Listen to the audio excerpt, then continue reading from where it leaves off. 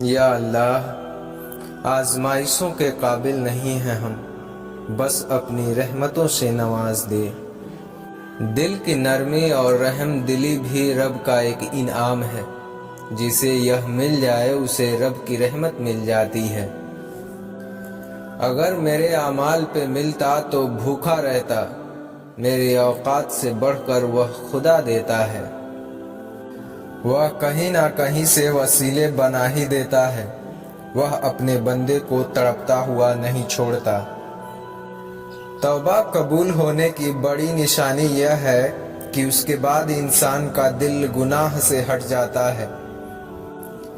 جس کا رابطہ خدا کے ساتھ ہوتا ہو وہ ناکام نہیں ہوتا۔ ناکام تو وہ ہوتا ہے جس کی امید دنیا سے وابستہ ہوتی ہے۔ کسی سے جلن کرو گے تو کچھ نہ پاؤ گے، ہر حال میں اللہ کا شکر کرو، کامیاب ہو جاؤ گے۔ توبہ کا خیال خوش قسمتی کی علامت ہے، کیونکہ جو اپنے گناہ کو گناہ نہ سمجھے وہ بدقسمت ہوتا ہے۔ اور پھر یہ زندگی الجھے گی نہیں تو سلجھے گی کیسے؟ یہ زندگی بکھرے گی نہیں تو نکھرے گی کیسے؟ یہ سوچنے کا مقام ہے کہ بندہ گندے برتن میں دودھ نہیں ڈالتا تو اللہ گندے دل میں نور کیسے ڈالے گا؟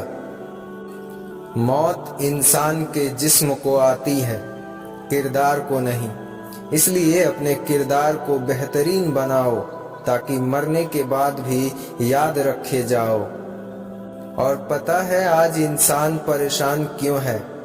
کیونکہ اس کے پاس ہر چیز کے لیے وقت ہوتا ہے سوائے نماز پڑھنے کے، اور وہ اللہ ہی تو ہے جو ایک سجدے سے اپنا بنا لیتا ہے، ورنہ یہ انسان تو جان لے کر بھی راضی نہیں ہوتا۔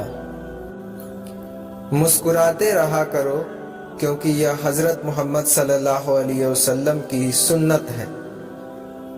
مصیبت انسان کو پریشان کرنے کے لیے نہیں بلکہ انسان کو بیدار کرنے کے لیے آتی ہے، تاکہ انسان کا رابطہ اپنے رب سے برقرار رہے۔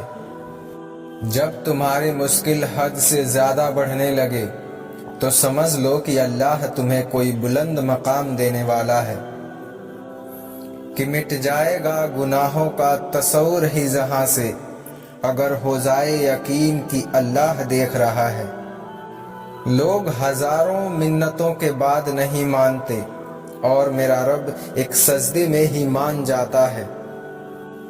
محبت اگر عیب دیکھتی تو اللہ کبھی ہماری طرف نہیں دیکھتا۔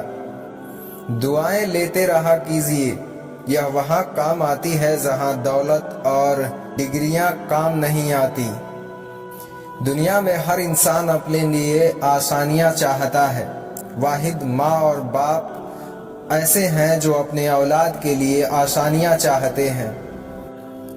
اگر انسان اپنے رب پر بھروسہ رکھتا ہے تو اللہ سبحانہ تعالی اس کے بھروسے کو کبھی ٹوٹنے نہیں دیتا ہے، بے شک وہ 70 ماؤں سے زیادہ محبت کرنے والا ہے۔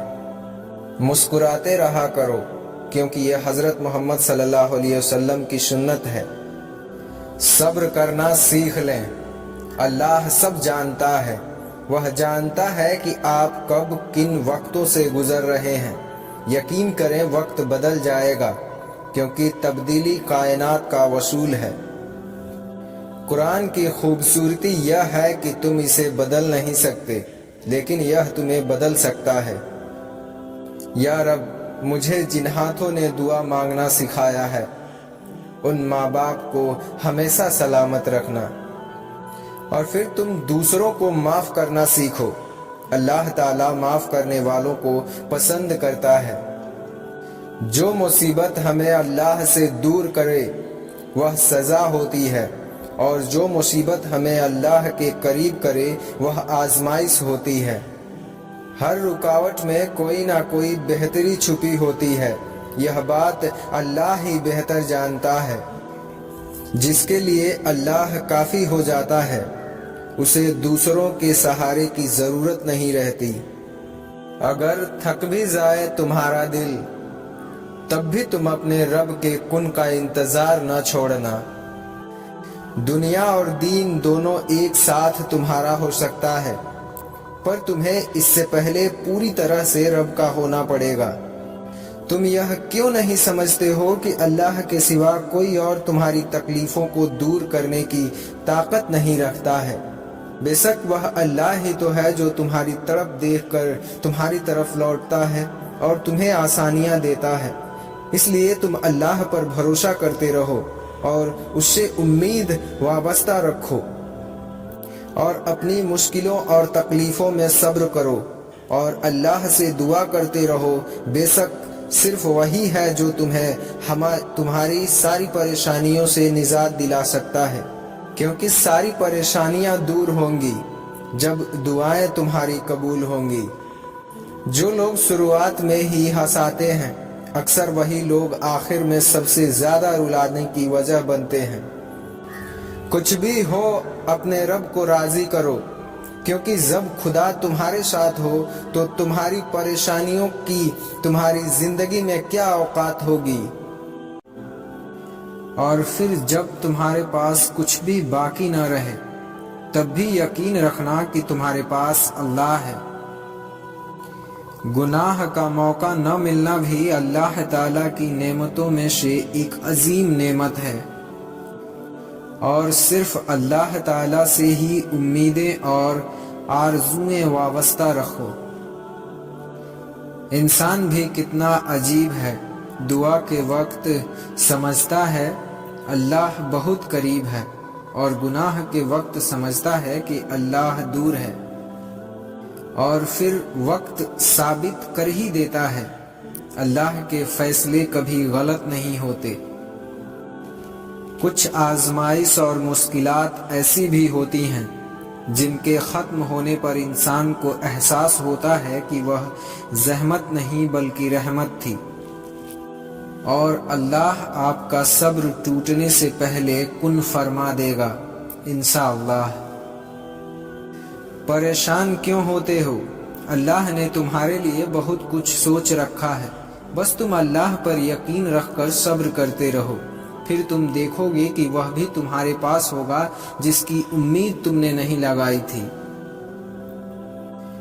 ہم ہاتھ اٹھائیں تو صحیح دعا کے لیے، جو ہمارے لیے بہتر ہوگا وہ اللہ ضرور دے گا، اور یہ آزمائشیں تمہارے صبر کا امتحان ہے۔ اس امتحان کا انعام وہ ہے جو تم دعاؤں میں مانگتے ہو۔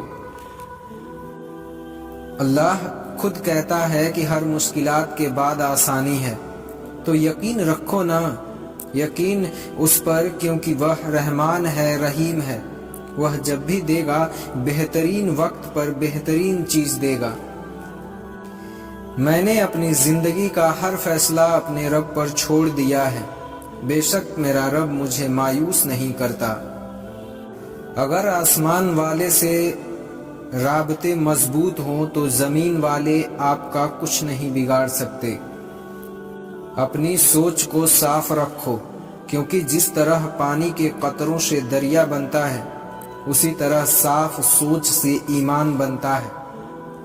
اگر کوئی آپ کو ستائے تو آپ صرف صبر کرو، اللہ کی قسم ایسی طاقت بنو گے کہ پہاڑ بھی راستہ دے دے گا، کیونکہ وہ خالق ہے دو جہاں کا، اس کے لیے کچھ بھی مشکل نہیں ہے۔